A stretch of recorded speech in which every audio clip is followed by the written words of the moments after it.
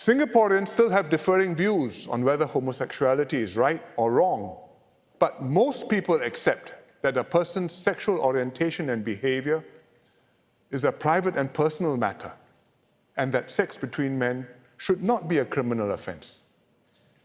Even among those who want to retain Section 377A, most don't want to see it actively enforced and criminal penalties applied.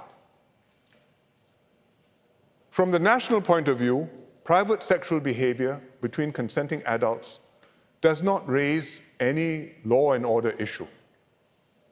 There's no justification to prosecute people for it, nor to make it a crime. Furthermore, we've seen several court challenges to 377A, seeking to declare the law unconstitutional. None have succeeded so far.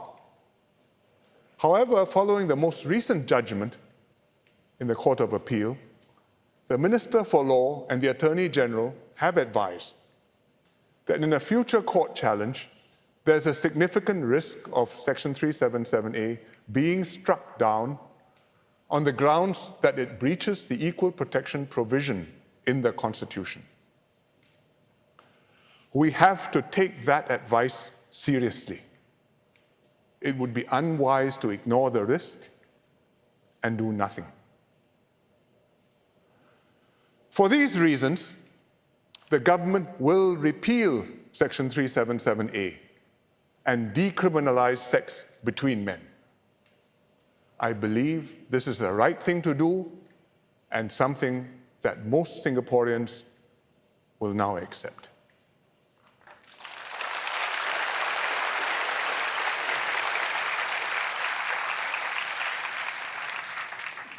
This will bring the law into line with current social mores and I hope provide some relief to gay Singaporeans.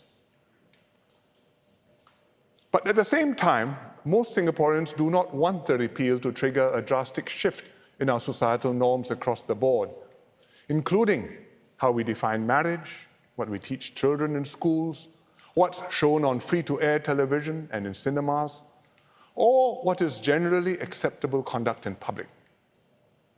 In our engagements and soundings over several months, this has come through very clearly. Among those with reservations, some feel strongly about 377A itself.